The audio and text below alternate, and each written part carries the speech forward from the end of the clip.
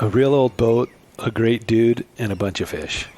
That's really what we were talking about when we sat on a 90-foot boat that was made in 1944 in the docks in Sitka, Alaska, and talked to the owner-operator, Robby Bruce.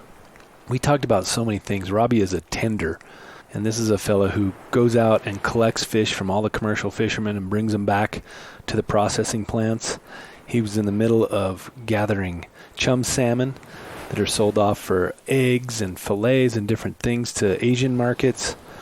We talked about seasons and regulations and fish returns and how commercial fishermen are thinking about things and ocean acidification. It's a short interview, but there's so much going on, and it's right there on this fella's boat, real life stuff happening. We think you're really going to enjoy this one. This from the field type of a podcast that we are continuing to bring you and hoping you're enjoying. So check this one out with Robby Bruce. Howdy folks, Aaron Kindle here, and we are continuing some fun that we're having here in Sitka, Alaska by talking to different folks that are in the field. And we're really lucky today. We're sitting on a 90-foot power scow that was built in 1944. And we're sitting with the owner-operator, Robby Bruce. What's happening today, Robby? Well, we bought fish last night until about midnight, came in, offloaded, got done around 3 a.m., got a little nap in, and we're off to Crawfish Inlet to buy some more chum salmon here this afternoon as soon as we get iced up and get underway. And you two are going to join us for part of the voyage. That would be great. Well, looking forward to having you along. Yeah, we have Mandela and I here on the boat today, and we're going to go see a little bit of how Robby's working out here. Tell us about just the general setup of your boat, who's on it, what you're going to do today, what does a typical day in middle of August look like for you? Well, we contract with the company. We go out to the catcher boats and pick up their catch and supply them with groceries or whatever they need, fresh water, that kind of thing, trying to keep them fishing. And then we bring the catch back to the plant for processing. We keep it in refrigerated seawater, chill the water down to 32 degrees, and then put them in our fish holds and hold them there until the plant is ready to process. It's, what we're going for today is troll-caught chum salmon. The market is mostly for the eggs, the akuru. They salt brine the eggs and then freeze them, and it's mostly an export market for the Japanese product. It's a Japanese product, so the carcasses are then filleted and frozen and used for various purposes. But the high market value is with the eggs and the chum salmon. So we'll pick up fish from trollers for the next 2 nights and then make sure they have what they need, and we'll bring the product back to the plant in 2 days to be processed. So that's cool. What is it? So what is your season? Your warm season type fishing mostly, right? And what is that? When do you start? When do you end? Well, you start when the fish show up.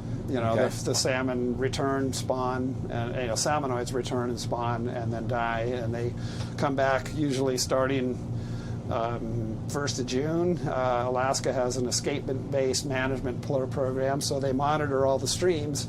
They don't allow any fishing to occur until there's enough salmon returned to the various watersheds to repopulate the biomass, and then once that's done, they allow the fishermen to open it up for fishing after that. And so mid-June, the cohos kind of wind up end of September, and then the bears go back and go to sleep, and the fishermen take the fall off, and they all wait for the next return. So that's kind of the program for the salmon. That's awesome, and I think that's a cool segue too into talking a little bit about fisheries conservation. I've always thought what they're doing in Alaska, I learned that actually when I was learning about the Pebble Mine in Bristol Bay, that cool system they have these counting spots. Right. Where the fish go past and then the season doesn't open until there's X number. Right. Can you unpack that a little bit more for us? That's a unique thing.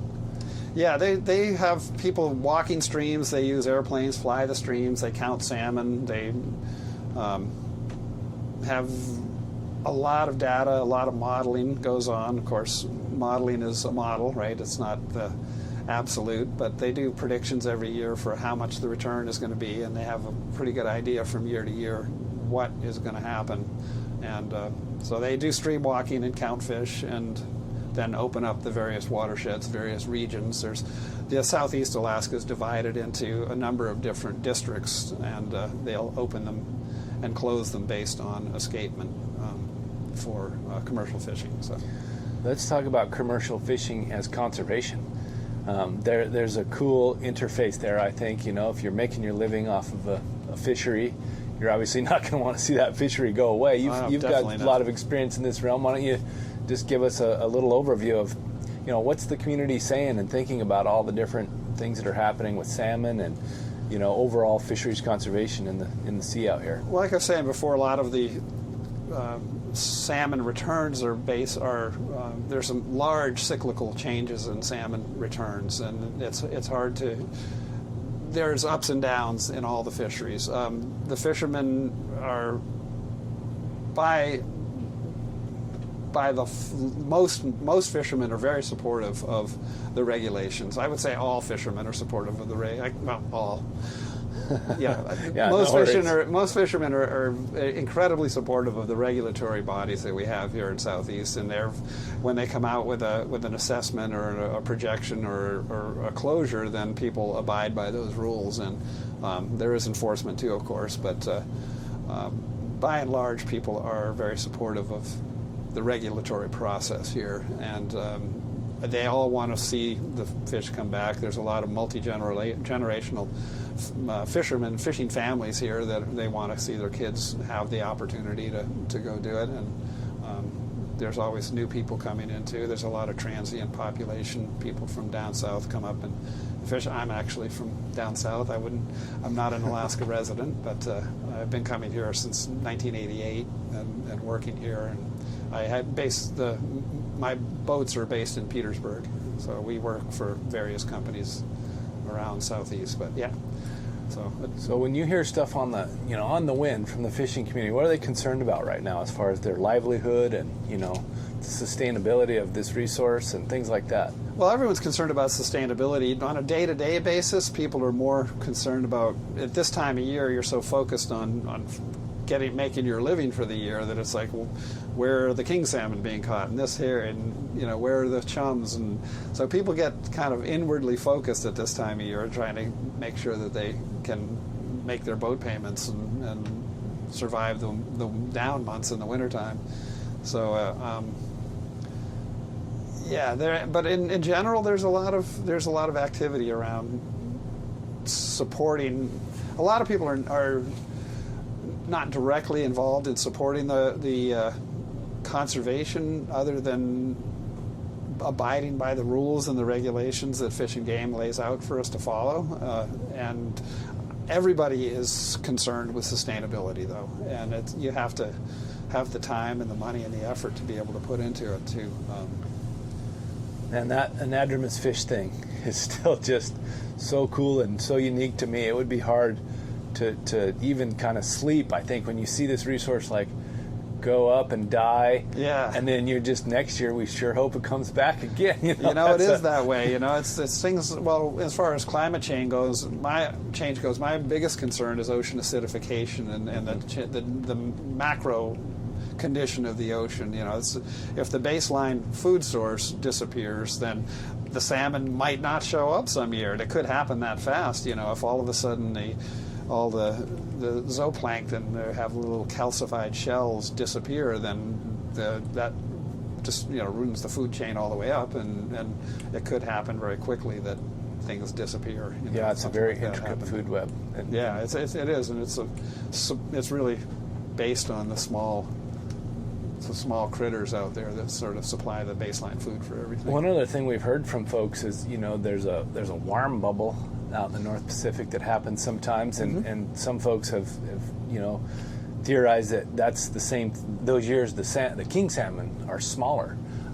Do you have any thoughts on that? I mean, you hear there's lore in the community, and then there's truth, and there's. I always like to hear about what people think of that. I think last year Bristol-based sockeye were a half pound smaller on average. And now that seems like a highly significant drop in size. I'm not sure why that happened exactly, but it's hard to coincidence doesn't prove causality. It's hard to say exactly what's happening. I think the king salmons, fisheries that are fished on commercially, that tend towards smaller and smaller fish as they go. I mean, as they become more advanced in the fisheries, the larger fish get taken out, and then they don't grow as fast. If you're dealing with a fish that lives for 40 years and there's a commercial fishery, then the tendency is for them to get smaller and smaller over time from that kind of natural attrition, I guess you would call it, or unnatural attrition, depending on your perspective.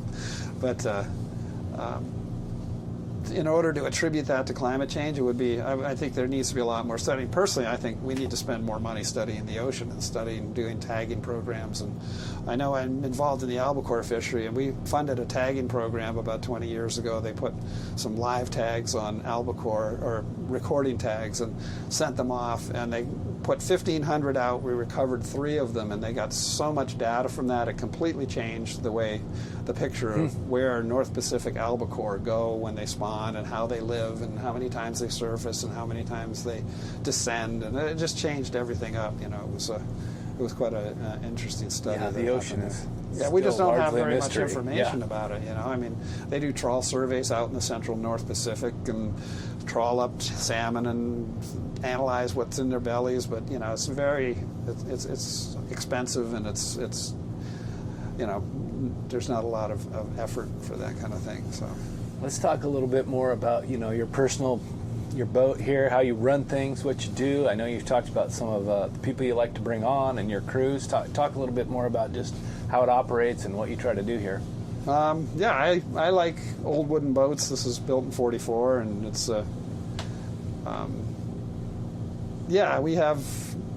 I hire a lot of younger people in the tendering business. You tend not to be in it's an entry-level way to get into the fisheries. So I try to hire half women, half men for a crew. And Sarah is running the Ginny Sea for me right now. I have 2 women on here as crew now. And we just try to keep that equitable, I guess. And again, these tendering jobs are entry-level a lot of times. People learn to drive, they learn to do wheel watches, and then they can move on to other projects and other boats if they want to do that. Well, cool. I've enjoyed talking to you. Let's do one more thing just for fun, as we wrap this up. Talk about the future. What do you see? What do you hope for? The future, fisheries, your future. How does it all coincide? What do you see? I think I'll probably do this till I'm 90, Yeah? But, no, I'm kidding. I've been kind of flippant about that lately, and I'm 65 now, so I'm kind of like, I'm starting to get tired. But, no, I think when I started doing this in the 80s, everyone said, it's over, commercial fishing's done, the oceans are collapsing. The resilience of the oceans is incredible, and the value and the longevity of it all, and I foresee it continuing on. It's as long as the regulatory process stays strong and there's not a lot of development. We were talked about transboundary issues in the mining and that kind of thing, in Pebble Mine. As long as we can keep the salmon streams out from under a Walmart parking lot, well, not maligning Walmart, or a big mine, or big mines, or whatever. Then if we can support the habitat, then I think the fish will keep coming back. So the future, I think, is this is going to continue on here unless there's a major crash in the ocean. And if all the fish in the ocean disappear, then I'm afraid, humanity is in a high state of risk. Trouble. So we've got more. Yeah. So as long as they're there, we'll be here. And I'm hopeful for the future. And things change. We're going to have to change the way we do things largely, and energy consumption and all this stuff is going to have to be part of the future, and we'll just hopefully be able to hang with it and keep it all going. So Bristol Bay had a record run this year, so we'll see how that all pans out. But as long as we can maintain habitat and maintain the resource, I think it'll stay with us for, I hope, forever, of course, but nothing's forever. But. Well, thanks for chatting with us. You get a chance to shoot us off on one last high note, whatever you want to say. We always like to tell our guests last wise words. This is my my partner calling on the sat phone. But I think you guys should just get out into Southeast Alaska, and there's so much to explore here. There's so many beautiful places that it'd be really great. I'd love to be able to show you guys some really unique spots, but maybe next time you come we can do that. I've spent a lot of time cruising around the various areas, the various bays and inlets and fjords of Southeast, and it's a pretty spectacular place, and there's a lot of adventuring to do here. So it sure is. Thank you, Robby. Yeah. Appreciate your time.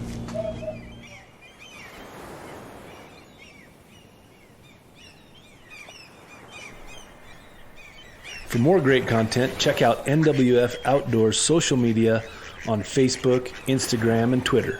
Connect with us. We want to hear from you. Send us your ideas for podcast guests and questions in the comments. We are NWF Outdoors.